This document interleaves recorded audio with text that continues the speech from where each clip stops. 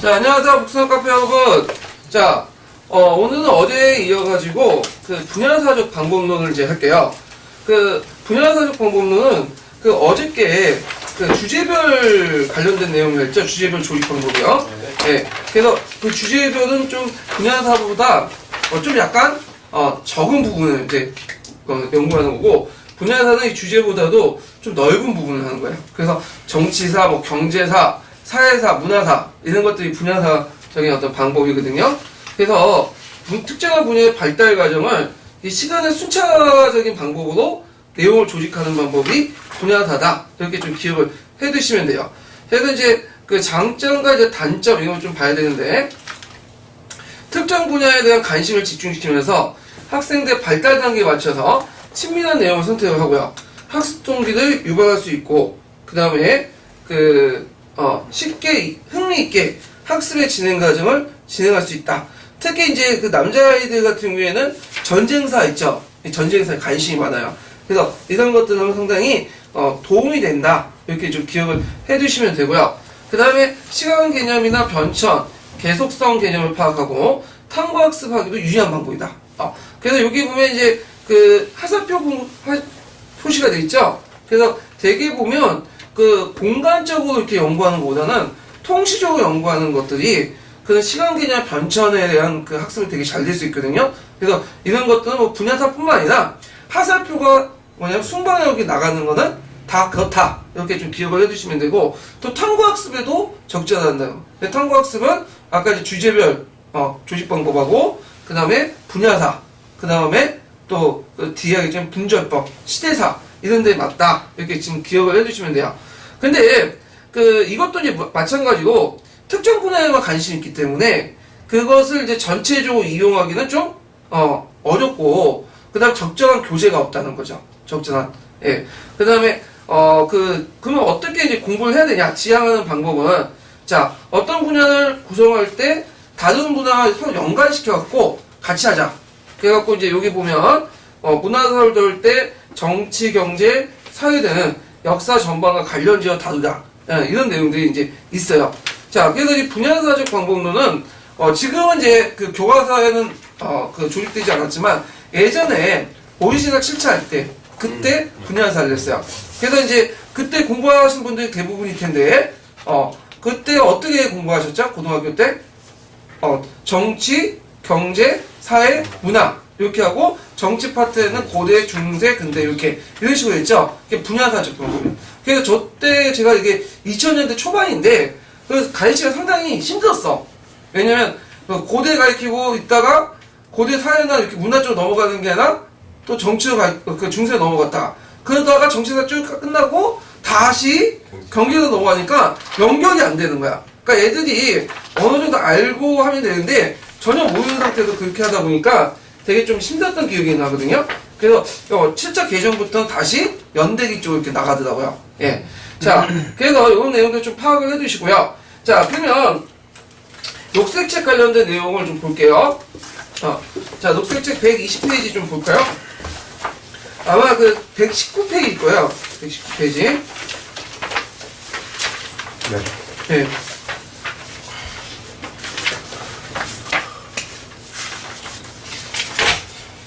자, 분야사적 방법인데, 분야사는 이제 첫 부분은 분야사가 어떤 것인가에 대한 설명이에요. 그래갖고 이제 뭐 인물사, 전쟁사, 외교사, 여성사, 뭐 사상사 이렇게 이제 했고, 그래서 주제별보다는 좀 분야가 넓이가 더 넓은 부분을 본다는 거 특징이고요.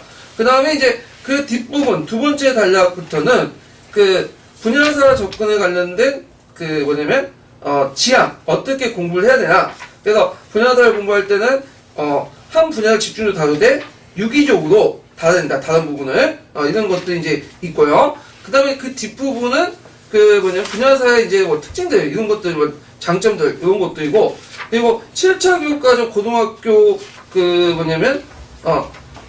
해서 이제 7차 고등학교는 이제 지금 말한 건 아니라 예전에 그 고등학교에는 분야사를 한다. 뭐 이런 내용도 있는데요. 자, 한번 읽어볼게요. 어디 읽어보냐면 분야사 접근부터 해서 한계를 드러내는 바이다. 한번 읽어볼게요. 네. 분야사적 접근은 어떤 한 분야를 중심으로 다루되 다른 분야의 역사적 사실들도 유기적으로 연계해 종합적으로 이해한 것을 지향한다. 예컨대 문야사라고 하였을 때 예술과 같은 좁은 범위의 문화만 다루는 것이 아니라 정치, 경제, 사회 등 역사 전반을 문화현상과 연관지어 이해하는 것이다. 따라서 정치사 단원이라고 해서 정치적 변화와 정치 제도만을 다루는 것이 아니라 정치적 변화가 사람들의 사회생활에 어떤 영향을 미쳤는가 등도 함께 살핀다. 마찬가지로 사회사라고 해서 사회제도와 계층의 변화만을 따로 분리해서 살피는 것이 아니라 그러한 사회 변화가 문화활동이나 예술작품에는 어떻게 반영되었는지 등을 함께 다룬다.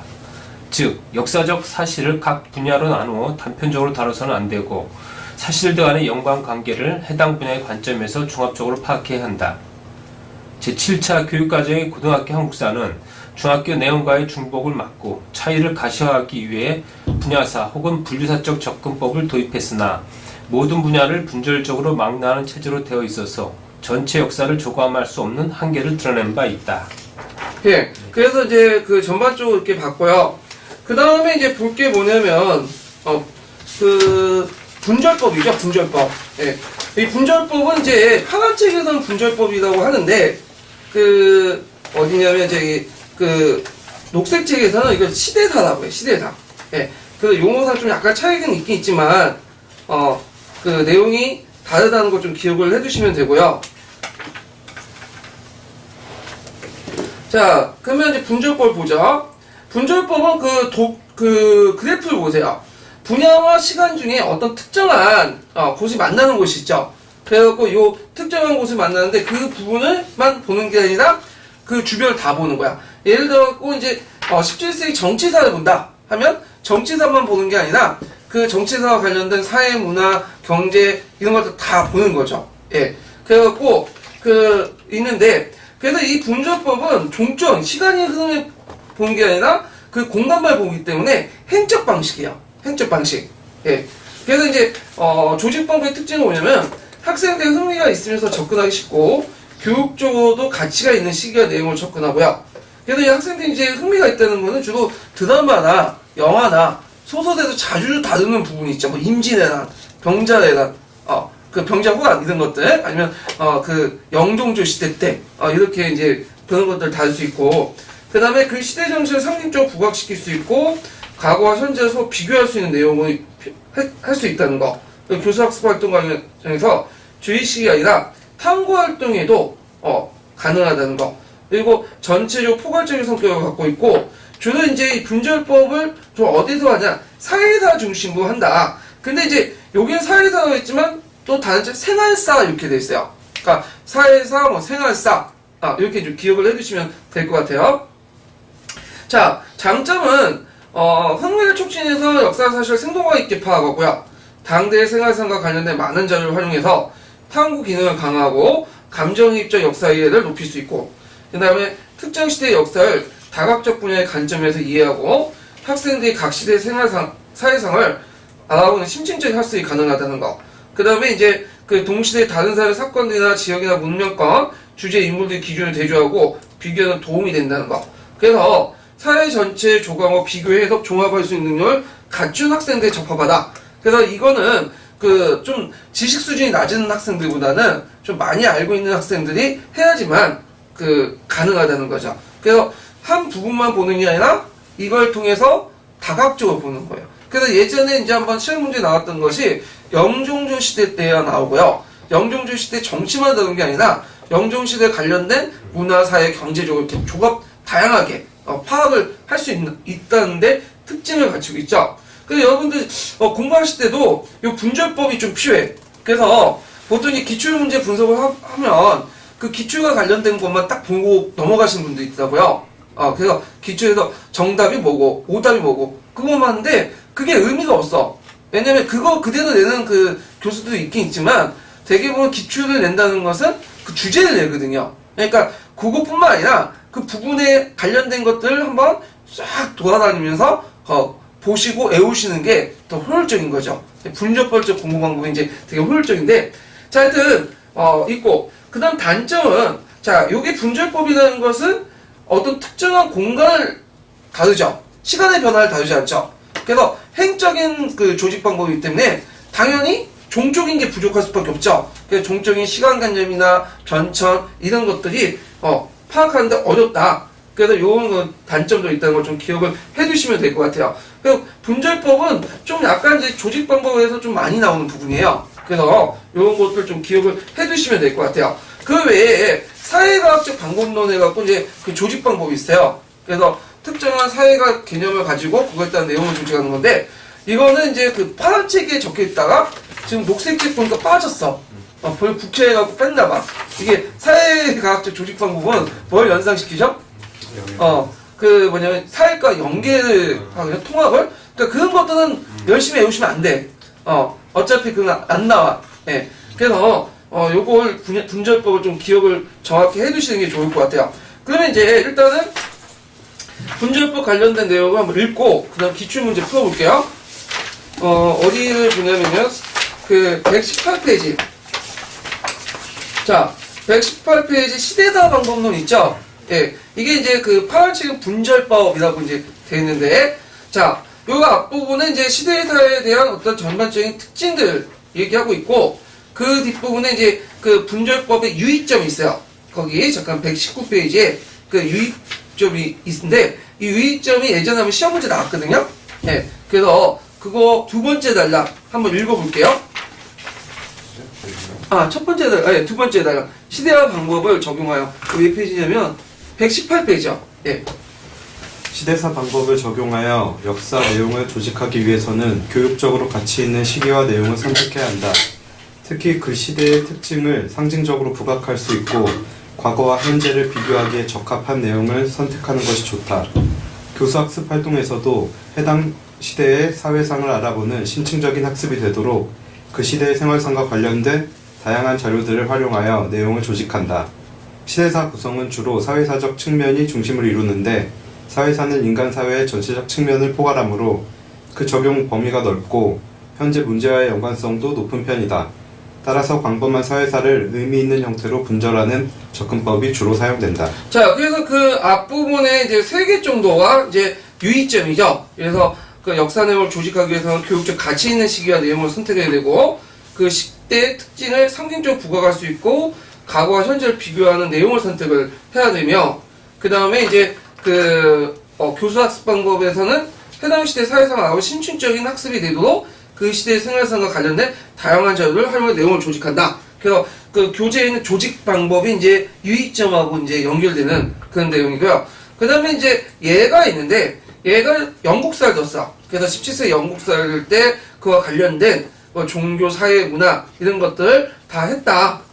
그래서 파란 책에서는 요 영국사와 관련된 예문들이 그대로 나왔는데, 여기는 그 예문을 취약한 것 같아요. 예, 녹색 책에서는요.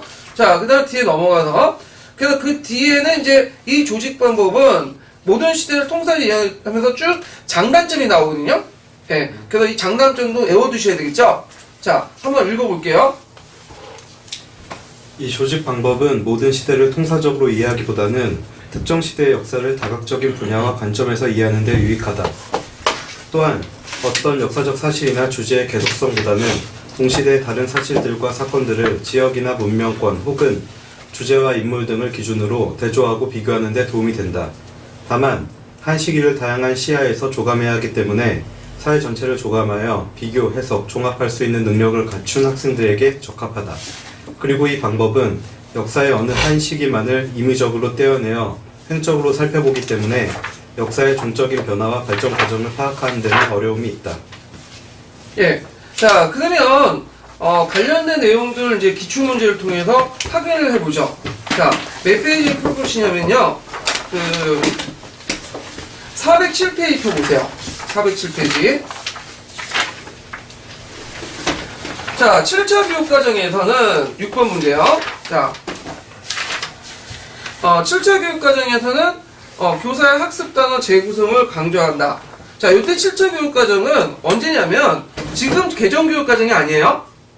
그 예전에 오리지널 그 7차 교육과정이 이게 07년 기출문제인데, 기출문제 분석을 할 때 요 연도가 몇 년인 걸 잘 생각해 보셔야 돼요. 왜냐면 연도에 따라서 답이 달라지는 경우가 있어.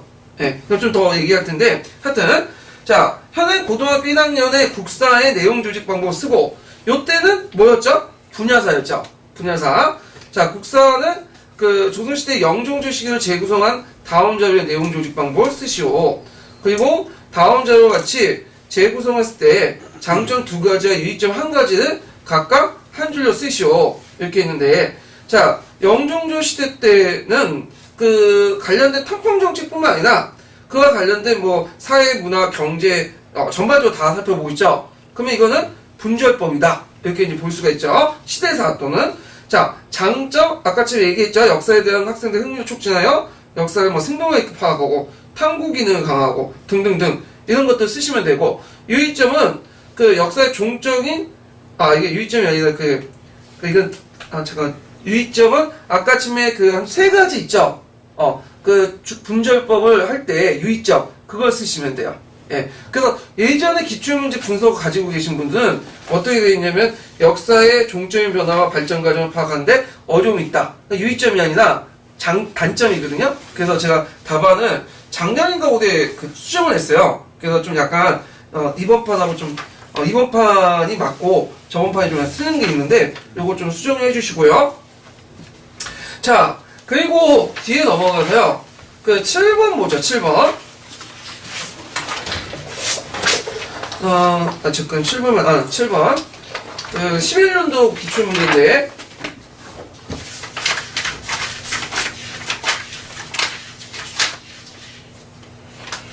자, 다음에서 설명하고 있는 역사교육 내용 조직 방식에 대한 설명 모든 것만을 보기에서 모두 보는 것은, 자, 여기 보면 어떤 시대가 중요한가를 고려한 내용을 조직한다. 자, 이거 뭐죠? 분절법이죠. 예. 그리고 선택한 시대 안에서 정치적 발전 및 사회 간섭, 자, 그다음 종교 쟁점, 예술 활동 등을 분석할 내용을 조직한다. 자, 요거는 이제 뭐와 관련된 분절법과 관련된 거죠. 왜냐면 보통 생활사나 사회사를 중심으로 해갖고 전반적으로 다 보죠. 예. 그래서 이 내용이 있는데, 그럼 분절법과 관련된 내용 조직 방식을 고르시면 돼요. 자, 그러면 보면요. 자, 여러 시대에 걸친 역사 발전 과정을 파악하는데 어려움이 있다. 맞죠? 왜 그랬어요? 분절법은 행적 방식이기 때문에, 그죠? 그 다음에 연대순에 따라 내용을 구성하더라도 연대기적 방법과 달리 불연속적으로 조직될 수 있다. 자, 그래서 이건 검은 책에 있는 내용인데 맞아요. 그래서 이 검은 책에 보면 억지로 연대 순서에 따라서 종족 조직을 만들 수 있어요. 예를 들어 15세기 생활사, 16세기 생활사, 17세기 생활사 이렇게 이제 연결시키는데 이게 구성을 하다 보면 서로 연결이 안 돼. 그래서 생활사 15세기, 16세기 이렇게 종족을 해서 하지만 16세기, 15세기 정치사에서 연관되는 게 아니에요. 그래서 요거는 우리가 보는 이제 기본서가 아니라 검은책에 있는 내용이야. 그래서 객관식 기출문제 때는 검은책도 간혹 나왔어요. 김환중 씨가 쓴 책이 있거든요. 자, 그 다음에 디귿을 보면 사회 전체를 조감하여 종합적으로 해석할 수 있는 능력을 갖춘 학생들의 적합하다. 맞죠? 그래서 한 시대의 사회, 정치, 경제사를 유기적으로 통합하기 때문에 그런 거죠. 자, 그 다음에 니을을 보면 하나의 주제를 선정한 후 그와 관련된 사실 각 시대에 어떤 사회 영향을 끼쳤는가를 살피는데 접합하다. 이거는 이제 어디에 나온 거냐면 검은 책에 나왔어요. 이거는 이제 뭐냐면 분절법이 아니라 주제 중심 방법 중에 발전개혁법과 관련된 거예요. 예. 그래서 종족 조직이 예. 그래서 이제 요 내용도 검은 책에 있는 내용이다. 그래서 이 문제는 제가 보니까 검은 책에서 주로 낸 것 같아요. 검은 책에서. 그래서 기은, 니은, 디귿이 답이다. 이렇게 좀 보시면 돼요. 4번이 답이죠. 자, 그 다음에 이제 풀어봤고, 자, 조직 방식 부분 이외에도 다른 책에 다른 문제 나와요. 복합적인 문제이기 때문에 그때 같이 이제 풀어보기도 하죠.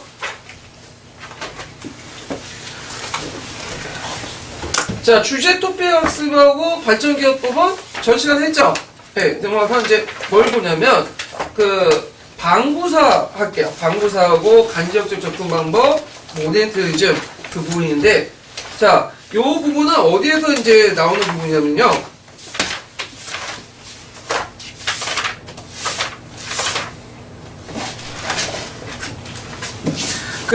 갈색 책 논문에서 나오는 부분이요. 근데 이제 최근의 추세하고는 안 맞아요, 이게요. 갈색 책이 안 나오니까. 그래서 예전에 그 주관식 때나 객관식 기출 때는 좀 나왔어요. 이 부분들이요. 예. 그냥 어떻게 될 줄 모르니까 일단은 할게요.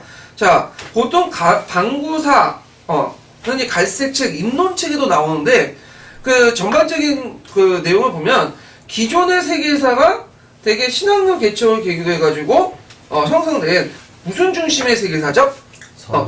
네, 유럽 중심의, 서양 중심의 세계사죠. 결국 역사 발전도 꼭 서양의 발전 단계에 따라서 그게 이제 형성이 된 건데, 기존의 세계사가. 그래서 되게 서양은 자본주의와 국민국가, 시민사회, 이걸 목표로 하는 그런 목적론적 세계사죠. 그래서 그 목적론적 세계사에 보통 이제 우리나라나 일본이나 중국도 그에 맞춰서 뭐 고대, 중세, 근대 이런 식으로 이제 나눴단 말이에요. 자, 근데 그거에 대한 이제 비판이 등장해. 비판이. 그러니까 유럽의 어떤 해부의 목적론적이고 유럽은 중심으로 오고 뭐 아시아, 아프리카를 주변으로 보는 그런 세계사에 대한 반발로 나타난 것이 뭐냐면 대안적 세계사, 뭐 방구사 이렇게 이제 등장을 하거든요. 그래서 이제 그 대표적인 게 벤틀리의 방구사예요. 방구사. 그래서 이제 방구사는 그 상호 교류와 작용을 강조해서 간지역적 접근 방법을 적극적으로 동원해서 그 새로운 세계사를 구성을 했다. 이런 게 이제 의미가 있는데요. 그럼 방구사의 구도를 잠깐 볼게요. 자, 방구사는 이제 그 상호 교류의 문화를 되게 강조했어요.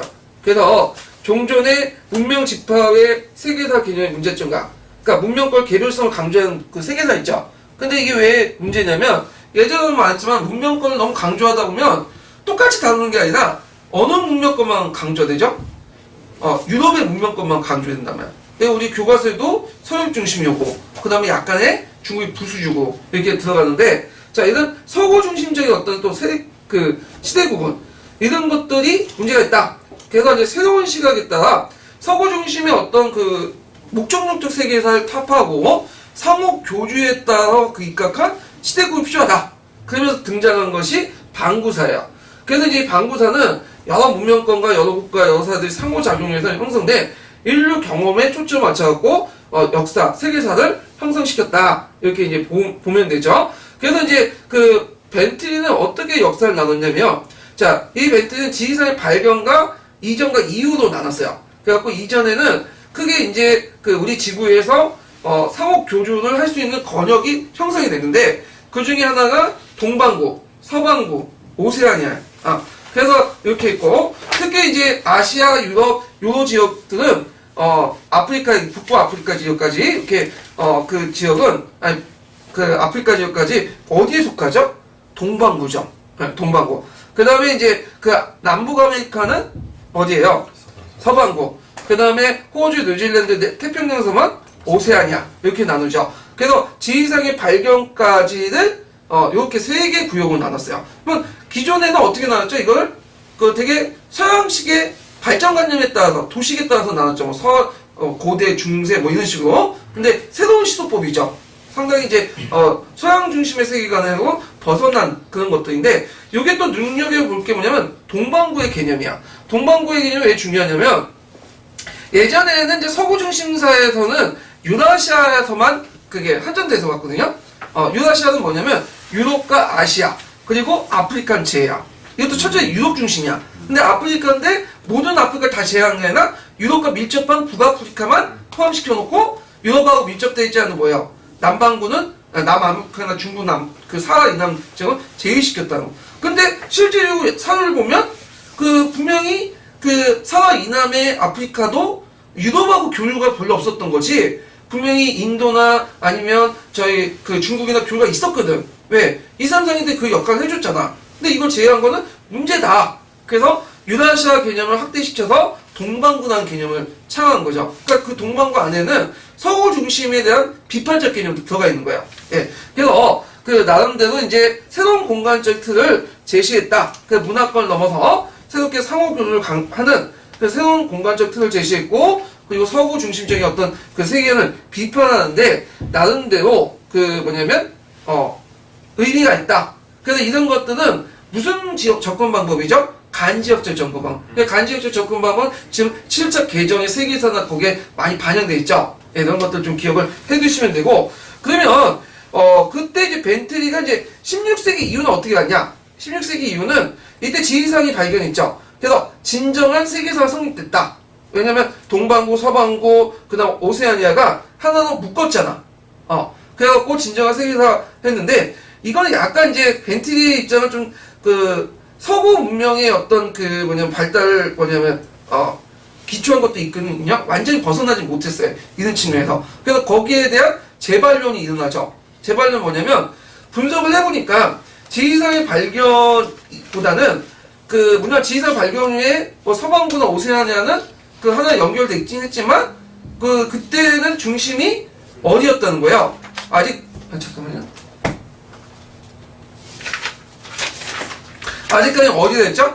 인도와 중국이었고, 인도와 중국이 서구 만약에 하나의 이제 통합권이 된 것은 언제 때였냐면, 19세기 때다. 19세기 때 인도에 이제, 나 중국 같은 것들이, 유럽에 들어갔고, 그 이전에 오히려 인도와 중국이, 세계를 주도를 했고, 그래서 16세기 이후에 진정한 하나로 통합됐다는 건 좀, 서구 중심적인 세계관이고, 그거는 19세기도 봐야 된다. 라는 반론이 있어요. 반론. 그래서, 그렇지만 나름대로 이제 한계가 있긴 있지만, 이 사람도 종전의 어떤 세계사적인 도식을 벗어나서, 나름대로 지역 교류의 역사를 바탕으로 했고, 했다는데, 의미는 있다. 이렇게 이제 좀 기억을 해주시면 될 것 같아요. 자, 그러면, 여기 보면, 몇 페이지를 좀 보시냐면, 이게 갈색책에 있는 내용이기 때문에, 1567페이지 잠깐 보시겠어요?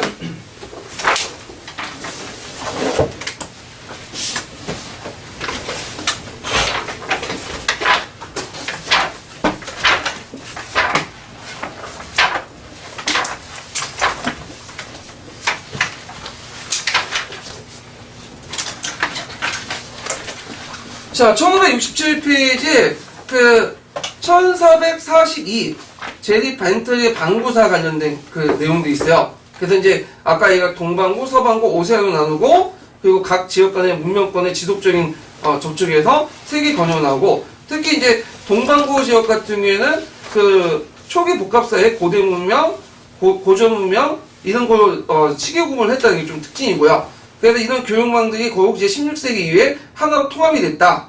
그래서 이제 16세기 이후에 어떤 근대 규정에 대한 하나의 시기 구분을 할 수 있다라고 이제 했는데, 그거에 대해서 이제 비판적 시각도 있다고 했죠. 그래서 이제 질적인 변화를 맞이한 거, 완전히 통합된 거는 19세기 때다. 이렇게 이제 보는 관점이 이제 이렇게 있고요. 자, 그래서 1442번하고 1443번 있는데, 시간 관계상 그냥 1442번만 읽고 넘어갈게요. 한번 읽어보시겠어요? 42번? 네. 43번이 아니고? 네. 제리 벤틀리는 여러 사회나 문화권에 걸쳐서 일어났던 역사 과정에 초점을 맞추자고 제안하면서 세계를 크게 동반구, 서반구, 오세아니아로 구분하고 있다. 그리고 이 세 지역이 역사적으로 거의 접촉이 없었고 각 지역의 역사 변화에 큰 영향을 미치지 못했다는 사실을 인정했다. 그러나 각 지역의 역사 변화에 큰 영향을 이거 못하네요. 예. 그러나 각 지역의 문화권들 사이에서는 지속적이고 규칙적인 접촉이 있었고, 이러한 접촉이 특히 동반구 내에서는 많은 사람들의 삶에 중요한 영향을 미쳤다는 인식을 갖고 문화권 간의 상호 의존성 심화라는 관점에서 시대 구분을 시도했다. 즉 세계사를 초기 복합사의 고대 문명, 고전 문명, 후기 고전 시대, 유목 제국 시대, 근대 등의 6시기로 구분했다. 벤틀리는 특히 원거리 교육을 통해서 각 지역에 다양한 변화를 가져왔다는 점에 초점을 맞췄다.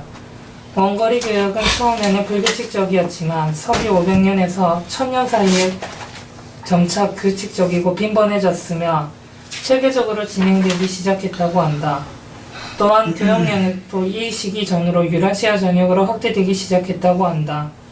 결국 이러한 교육이 확대되면서 16세기 이후에는 진정한 의미의 세계사가 시작되었다고 그는 주장한다. 자, 그 다음에 다시 넘어가서 간 지역적 접근 방법을 넘어갈게요. 자, 벤틀리가 이제 사용했던 조직 방법은 간 지역적 접근 방법이죠.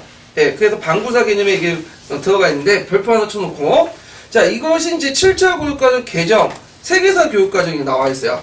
그러면 간지역적 접근 방법은 예전에 한번 기출문에 나왔던 건데, 특징이 뭐냐? 자, 여기 보면 이제 연구 대상을 좀 볼 게 뭐냐면, 하나 이상의 사회나 문화권 간의 접촉과 영향을 미쳤던 사건들의 비교 또는 사회 문화권들 간의 관계를 연구하거나, 그 다음에 지역적 사건이나 일부 사람들의 경우에 국한된 사건들을 연구 대상하지 않고 정치, 문화적, 경제를 넘어서 넓은 지역에 공통되로 나타난 제도나 전쟁 같은 것들을 연구하는 거야. 그래서 여기 보시면 예전에 이제 연구 방법은 A 문화권, B 문화권, C 문화권 개별적 연구를 했어. 근데 그거를 연구하는 게 아니라 A 문화권, B 문화권, C 문화권이 상호 교류의 역사, 상호 관련성의 역사를 주로 연구하거나, 일본의 기획과 관련된 거죠. 그 다음에 A 문화권, B 문화권, C 문화권에 나타난 전쟁이나 제도 중에 공통된 거 있죠. 이런 것들을 연구하는 거야. 그래서 우리가 동아시아 역사에 볼 때 고대 국가의 성립 같은 거 있죠. 율령체제 성립 이런 것들은 우리나라만 있었던 게 아니잖아. 일본도 있었고, 뭐 동남아시아, 베트남도 있었고, 그 다음 중국도 있었잖아. 이 공통된 형상들 연구하는 것이 간지역적 정보의 연구 대상이다. 그래서 이것은 이제 통해서 종전의 서양 중심적인 어떤 문명권적인 세계사를 극복을 했다. 그래서 그 극복 방향에 대해서 이제 갈색체에 나와 있거든요. 자, 첫 번째를 보면, 자, 아까 얘기한 것처럼 세계사 교육에서 서구 중심성을 극복했다. 그래서 어느 한 민족이나 문화의 발전만 강조하지 않고 다양한 민족이나 문화의 참여와 상호작용을 통해 이루어진 인류의 경험을 강조했다. 그래서 이제 서구 중심적인 극복했다는 건 예전에 문명권적인 어떤 역사 서술 방식이 누구 중심이었다는 거예요? 서유럽 중심이었다. 그리고 중국은 부수적으로 이렇게 좀 다뤘고. 그래서 이런 것들을 극복했다. 이런 내용도 있고요. 그 다음 뒤에 넘어가서 이론을 보면, 자, 상호 관련성의 주제 선제 원리에 입각해서 모든 지역에 보여진 대부분 사건들 세계사 다뤄야 했다는 부담감을 벗어날 수 있다. 왜냐면 예전에는 세계사 다룰 때 개별적인 국가들의 내용까지 다 문명권까지 다 다뤘죠. 특히 뭐 서유럽이나 중국 중심으로 해갖고. 그러니까 아이들에게 학습 부담이 뭐예요? 늘어나죠. 근데 그게 아니라 이제 서로 관련성 있는 부분들만 다루다 보니까 그만큼 학습 부담도 적어지고 서구 중심이나 중국 중에서 벗어날 수 있는 그것을 벗어날 수 있죠. 그래서 상호 관련 과정에서 주변 문화권까지 또 다룰 수 있고 이런 것도 있고요. 그 다음에 지역을 달려 일어나는 사건들의 관련성, 인가성을 서로 이해시킬 수 있다. 자, 예를 들어 갖고 이제 한약의 제조 기술은 중국만 일어나는 게 아니죠. 유럽의 봉건사회나 이슬람 제국의 세계 질서 등등 큰 도움이 됐죠. 이런과 연관성 이런 것들을 보시면 되고, 그 다음 네 번째로는 인류 전체에 겪었던 공통적인 경험을 중심으로 인류사 전체의 큰 그림을 그리는데 도움이 되고, 서로 문명권을 다루다 보니까 문명권의 상호 교류를 다루다 보니까 비교사적인 어떤 관점에서 여러 가지를 볼 수가 있죠. 그래서 이제 이런 것들 좀 기억을 해두시면 돼요. 그래서 예가 밑에 있어요. 청동기나 철기 제조 기술이 동반구 전체에 확대되는 과정. 헬레니즘 시대의 미술적 영감이 유럽과 중국을 비롯한 동아시아 지역으로 퍼졌던 과정들을 통해서 전체적인 그림을 이해할 수 있다. 근데 이제 간지역적 접근 방법에 문제점이 있어.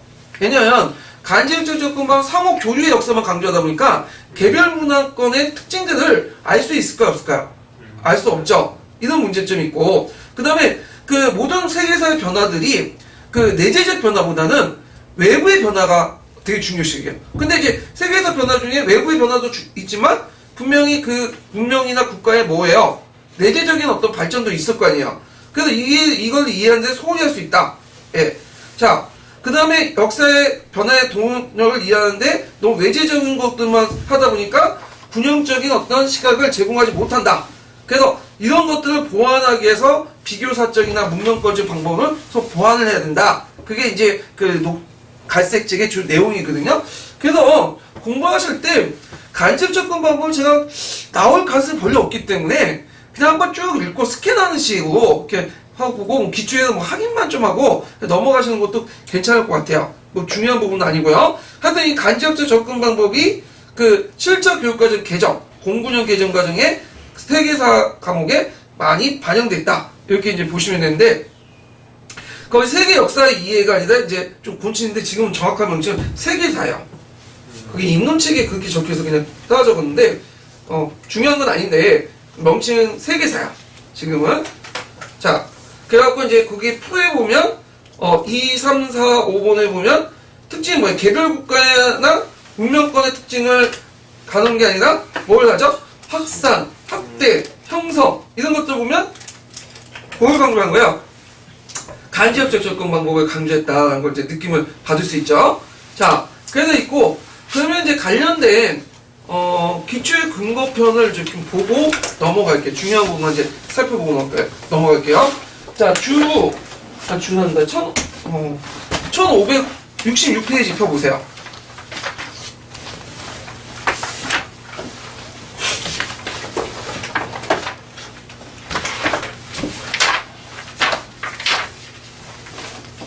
그래서 기출 근거편을 잘 안 보시는 분이 있는데 이게 오히려 더 중요한 거예요. 여기가 거의 핵심적인 엑기스가 다 들어가 있거든요. 예, 지금까지 나왔던 기출 부분들 그래서 그 책을 많이 읽는 것도 좋지만 이것도 그대로 보는 것도 핵심 단어 하나 찾는 건 되게 편해. 짧은 시간에 효율적으로 공부할 수 있어. 예, 그래서 이건 제가 그 PDF 파일을 올려놨기 때문에 뭐 재본하실 분들은 재본하고 출력해서 보실 분들은 출력하지만 뭐 그냥 다운받아갖고 그냥 보시면 되거든요. PDF 파일 상태에서. 자, 그 어디에 보냐면 그 1439번을 보세요. 자, 거기에 이제 보면 갈색칠에 나와 있는 간지역 접근 방법의 장점들이 쭉 나와 있어요. 예. 그래서 한번 읽어볼게요. 간 지역적 접근에 의해 구성된 세계사의 또 다른 장점은 인류 전체가 겪었던 공통적인 경험을 중심으로 인류사 전개의 큰 그림을 그리는 데 도움이 된다는 점이다. 그리고 이러한 공통적인 경험을 다시 비교사적인 관점에서 지역별로 비교하고 분석하면 다면적이고 다양한 경로의 세계사 전개 과정을 이해하는 데 도움이 된다. 간 지역적 접근을 시도할 때 선택할 수 있는 주제로는 청동기나 철기 제조 기술이 동반구 전체 확대되는 과정, 헬레니즘 시기의 미술적 영감이 유럽과 중국을 비롯한 동아시아 지역까지 퍼졌던 과정, 몽골 세력이 그동안 큰 접촉이 없었던 동반구 여러 지역을 정치적, 경제적으로 연결시키는 거대 제국을 건드렸던 과정, 이슬람의 과학과 수학적 지식이 유럽과 동아시아 지역까지 전파된 과정 등 그 영향이 한 지역에 머무르지 않고 동반구 또는 지구 전체의 변화를 가져온 사건들이 있을 수 있다. 이러한 사건들은 그 사건의 전개 과정과 영향을 반구적인 차원에서 조명할 수 있다. 철기 전파 과정과 영향을 반구적인 차원에서 조명할 수 있다. 철기 전파와 관련된 예를 들어보자. 먼저 철기 제조 기술이 어떤 지역에 어떻게 전파되었으며 인류 생활에 어떤 공통된 변화를 가져왔는지 등을 반구적 차원에서 이해할 수 있다. 그리고 서아시아, 인도, 중국, 북아프리카, 중앙아시아, 유럽 등의 구체적인 지리적 역사적 상황에서 철기 제조 기술의 발달이 어떤 다양한 문화를 만들었으며 각 지역 주민의 생활에 어떤 변화를 가져왔는지를 비교하면서 탐구할 수 있다. 이렇게 큰 사건들을 반구적 차원에서 분석하면 변화의 큰 양상을 이해할 수 있고 이것을 다시 지역적인 틀에서 분석하면 사건들이 지역에 따라 어떻게 다르게 전개되었으며 어떤 다른 영향과 변화를 가져왔는지 등 지역에 따른 다양한 변화의 양상을 감상할 수도 있다. 예, 그래서 요거 좀 갈색책 내용을 한번 그냥 스캔해 두시고요. 그 다음에 넘어가서 자, 오리엔탈리즘을 보죠. 오리엔탈리즘. 자, 오리엔탈리즘도 예전에 객관식 기출이나 주관식 때 좀 나왔어요. 네.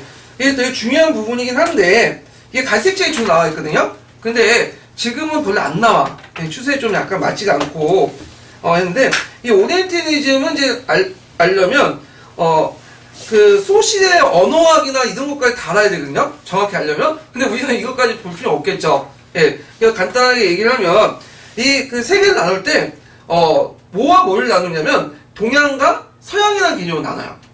서양이야. 그래서 동양은 정신적이고 서양은 물질적이고 그리고 동양은 상당히 낙후돼 있고 서양은 근대적이고 그리고 동양은 농촌이 사회로 구성돼 있고 서양은 도시 사회로 구성돼 있고 동양은 수동적이고 서양은 능동적으로 이렇게 구성이 된다. 그래서 인식 방법이 이제 뭐냐면 오리엔탈리즘인데 이 오리엔탈리즘은 그 누가 인식한 거죠? 서구 사회에서 인식한 거야. 그러니까 서구 사회가 이제 인식하는 것을 세계 식민지화 과정에서 동양인들도 그러니까 자칭 동양이라고 하는 사람들도 받아들인 건데 이것이 상당히 동양의 그 인식 방법, 그러니까 동양 사람들이 큰 영향을 줘요. 특히 우리나라나 중국상, 일본도 이 오리엔테리즘이 상당히 강한 그 영향을 받았는데 항상 우리가 보면 사회 객관적이고 뭐 이런 거보다는 개인의 노력만 강조하고 정신만 강조하고 이런 것들 있죠. 예, 이런 다 오리엔트 산물이야. 왜? 유럽은 물질이 발달됐고 그 물질된 세계에서 저항하려면 우린 남는 게 뭐예요? 예? 정신밖에 없잖아. 그래서 유럽이나 발달한 일본의 그 저항은 정신적인 거. 이런 걸 이제 일제시대 때 저항하는 민족주의자도 강조했고 지금도 남아있어. 맨날 뭐예요? 노력만 하면 되고 정식으로 극복해라 하는데 다 이 오리엔탈리즘의 산물이라는 거죠. 예, 정식적으로 개인의 노력으로 또 극복할 수 있는 것도 있지만 극복될 수 없는 것도 있잖아. 그걸 구별해야 되는데 무조건 그렇게 얘기를 하는 것도 다 오리엔탈리즘의 어떤 영향을 받은 거다. 이런 것도 좀 기억을 해두시면 돼요. 그래서 서양은 상당히 뭐냐면 아주 좋은 이미지고 동양은 뭐예요? 상당히 나쁜 이미지인데 이런 지배층의 서양의 시각을 동양에서 무비판적으로 받아들였다는 거죠. 예. 그래서 이제 이런 것들을 이제 보는데 이 오리엔탈리즘의 그 개념을 제시하는 사람이 누구냐면 사이드야, 사이드. 이 사이드는 어떤 사람이면 에드워드 사이드는 그 미국계 아랍인이에요. 그러니까 일종의 두 개의 문화의 경계에 샀던 사람이죠. 서양의 제국주의 시각도 가지고 있으면서 동양의 어떤 피지배층의 어떤 시각도 갖고 있는 사람인데 이 사람이 이제 오리엔탈리즘이라는 책을 썼어요. 그래서 이 상당히 파급력이 있었던 책이거든요. 예. 자, 그래서 이제 그 오리엔탈리즘에 대한 비판을 볼게요. 자, 동양은 정신이고 서양은 물질이다. 우리 항상 많이 듣잖아. 근데 이제 보면 16세기 이전에 이미 유라시아의 세계시장, 세계체제가 성립됐고 이 세계시장과 세계체제는 안에서 유럽은 중심부가 아니었다는 거죠. 주변부였어요. 그 중심부는 어딜까요? 당연히 인도와 중국이죠. 인도와 중국이고 그리고 바스크 다가마가 인도항을 발견했다고 하는데 그 인도 자체가 유럽인들이 처음 개척한 게 아니야. 이미 누가 알고 있었던 거예요. 아랍사람인지 그 이슬람사람이 다 알고 있었던 거야. 근데 뒤늦게 참여했던 거죠. 예. 그러니까 이제 있고 그 다음에 세 번째로는 뭐냐면 처음에 그 근대 유럽의 이제 16세기 이후에는 아시아적 특히 중국과 인도 지역에 유럽인들이 팔 물건이 없었어. 고작 뭐 면직물? 아니 모직물 정도? 근데 모직물은 잘 안 샀죠. 그러니까 이 사람들이 이제 인도나 중국산 산물을 많이 사려고 하니까 이걸 또 그냥 가져갈 수는 없잖아. 그러니까 아메리카에서 뺏어온 금과 은을 가지고 사들여가면서 초창기 뭐냐면 이런 식으로 자본이 축적됐다는 거지. 이런 관계가 16세기, 19세기까지 가다가 19세기 상업혁명 가서야 나서 영국과 인도와 그 중국을 능가할 수 있는. 그러니까 경제적으로 유럽 사회가 아시아 사회를 능가하기 시작한 건 언제때다? 19세기 이후야. 그러니까 인류 역사상 긴 역사를 보면 이 19세기라는 것은 보통은 아주 짧은 시기예요. 그러니까 그 전까지는 누가 중심이었다? 경제가 아시아가 중심이었고 지금도 이제 중국이나 이런 나라들 발전되면서 경제 중심이 어디로 바뀌게 돼요? 태평양죠. 아시아로 바뀌게 되죠. 예. 그런 것들을 보죠. 보면 그 동양은 정신이고 서양은 물질이라는 것은 특정한 시기에 어떤 상황을 보고 판단하는 거지 인류 역사상의 어떤 상황을 보고 판단하는 건 아니다. 이런 것들 비판이죠. 자, 그 다음에 두 번째는 서양인들이 가지고 있는 중국인들의 인식 변화야. 그래서 예전에 유럽인들은 중국 문화의 우월성을 인정했어요. 그래서 이제 그 중국인들 백인과 같이 봤거든요. 근데 18세기 말부터 이제 산업혁명 이후 이제 유럽 사회가 이제 발전되니까 중국을 무시하기 시작해. 낙후되고. 그러면서 이 중국을 백인으로 보는 게 아니라 한인종으로 이렇게 분류해버렸죠. 예. 그래서 이제 이런 것도 이제 보면 되고요. 그 다음에 세 번째로는 뭐냐면, 정근대 아시아는 항상 뭘로 그려져 있죠? 세계사에 보면? 낙후된 농업, 농촌사회로 그려져 있고, 유럽은 상공업 도시로 그렸어. 근데 유럽의 역사 항상 뭘로 시작해요? 폴리스로 시작하죠. 도시국가. 그리고 또 중세는 뭐만 부각돼? 도시의 어떤 경제발전만 부각되고, 그 다음 근대는 이제 자본주의의 어떤 산업도시들만 부각하는데, 근데 이게, 유럽, 이에 반해서 중국이나 인도는 항상 낙후된 그 농업사회로, 이게 그려지고 있잖아요. 근데 정근대 사회에서는 기본적으로 어떤 사회예요? 농업사회예요. 왜냐면, 농업 생산이 발전하지 못한 상태에서 많은 잉여 인구를 먹여 살릴 수 없잖아. 그러니까 도시의 규모도 상당히 작을 수밖에 없어. 근데 그럼에도 불구하고 이 농업사회에도 불구하고 오히려 도시의 발달은 어디에서 일어났냐? 중국이나 인도에서 일어났다는 거야. 그래서 우리가 이제 중국의 장안이라든지 그 다음에 중동 중에 바그다드 이거 100만이 넘었죠. 예. 근데 그 당시 그 중세시대 때 파리나 런던 같은 경우에는 10만 정도밖에 안 됐어. 도시가 되게 어떤 경우는 도시가 뭐 3,000명, 5,000명? 예. 그거밖에 안 됐는데 오히려 이런 식으로 그 뭐냐면 그 아시아 사회를 좀 낙후된 농촌 사회로 그렸다는 거 이게 문제점이다. 그래서 요거에 대해서 이제 이때 예문이 있으니까 읽어보시고요. 그 다음에 네 번째는 뭐냐면 그 계몽이라는 거 있죠. 계몽이라는 말은 이제 18세기 때 계몽주의에 의해서 등장했는데 이게 누가 만드는 거예요? 유럽이 이제 만든 거죠. 유럽의 지식인들이. 근데 이제 이 계몽주의 입각에서 유럽은 진보의 역사를 하고 그리고 서양의 시대 구분을 역사 발전의 보편 기준을 상정하고 상대적으로 비유월 타자 자기의 주체로 봐서 남을 이제 평가해갖고 후진적인 사회로 봤다는 거죠. 그래서 이 사회에서는 항상 고대 사회고 그 다음에 정체되어 있고 그렇게 그렸는데 그 대표적인 게 이제 그 아시아적 생산 양식 같은 것들 있죠. 이런 것들 이제 보이고요. 이 입론책에 있는 내용이에요. 그 다음에 이제 서양의 대비는 동양의 개념을 비판해요. 왜냐하면 동양이라고 하지만 이 동양 안에는 여러 개 있죠. 중동 지역도 있고 이란도 있고 뭐 인도도 있고 동남아시아도 있고 중국도 있고 우리나라도 있고 일본도 있잖아. 근데 그 하나가 서양과 대비돼서 하나의 동질적인 모습을 가지고 있어요? 아니죠. 각기 다른 모습을 가지고 있고 서양과 동양의 그 차이보다는 동양이라고 보는 범주 안에 그 작은 차이들이 더 크단 말이에요. 오히려 개별 문화권의 차이가 분명히 더 큰데도 불구하고 그 뭐냐면 서양은 인도나 중국을 이제 중심으로 해가지고 하나의 범주를 이렇게 생각을 해버린 거야. 그리고 이제 그걸 뭐 하나의 색깔로 받아들이고 이런 것들이 문제점이다. 자, 그 다음에 또 하나 뭐냐면 항상 합리성이라는 말을 누가 독점하고 있죠? 유럽에 독점하고 있어. 유럽의 역사에. 그래서 보면 그리스 합리성, 르네상스, 17세기 과학혁명, 18세기 식민혁명, 19세기 산업혁명은 다 유럽 중심의 어떤 합리성, 그리고 합리주의 이런 것들이고 근데 이거 가만히 생각해보면 이거는 근대에 만들어진 유럽인들의 상상이야. 물론 그런 측면도 있겠죠. 합리적인 측면도 있겠지만 유럽뿐만 합리성이 있는 게 아니라 중국도나 인도도 합리성이 있는 거고 유럽에는 합리성만 있어요? 비합리적인 모습도 더 많잖아.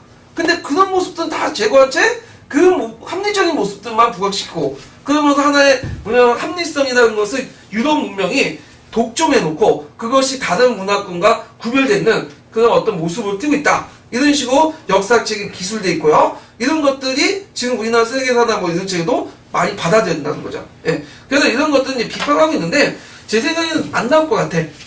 이게 설명을 좀 하고 있지만 왜냐면 이렇게 비판적으로 써가는 거는 왜냐면 채점하기가 좀 불편해. 그리고 지금 시각이 그 보수적인 정권에서는 내기가 힘든 문제다 그거죠. 예. 그래서 이런 거 감안해서 좀 보시면 될 것 같아요. 그러면요. 예.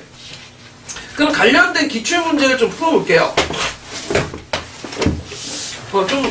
있는데, 야, 409페이지 펴보세요.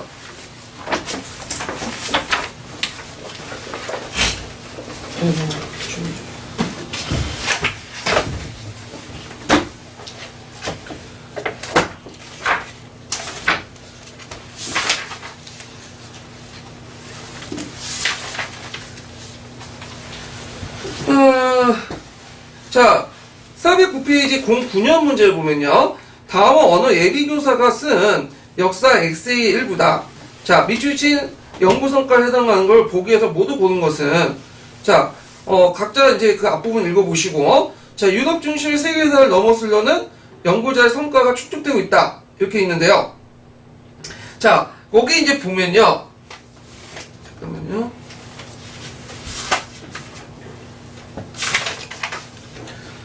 자, 여기 보면, 기획 보면 16세기 이전에 이미 유라시아 세계시장, 세계체제가 성립되었으며 유럽은 그 주변부에 불과했다. 맞죠? 그 다음에 바스코 다가마가 인도 항로를 발견하기 전부터 인도는 북아프리카, 인도, 동남아시아라는 세계시장의 중심에 있었고 그리고 근대 유럽 경제는 아메리카 제약을 가지고 아시아의 생산시장 무역에 끼어서 생긴 이익을 바탕으로 성장했다. 자, 그럼 리를 보면 정근대 시기 아시아는 농업 생산력의 발전에 따라 농업 문명이 발달했고 지중해 유럽의 상업 중심의 도시 문명이 발달했다. 이게 이제 정략적인 오리엔탈리즘이죠. 그러니까 오리엔탈 비판이니까 기은, 니은, 디귿이니까 답이 4번이 되겠죠. 자, 그 다음에 2번을 보죠. 그 다음 쪽 2번. 자, 다음 글에서 제시된 세계사 교육의 방향을 부합하는 수업 전략을 가진 그 교사의 수업 내용으로 적절한 것을 보기에서 모두 보는 것은 있는데,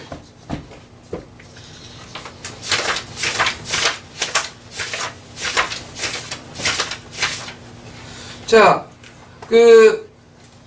최근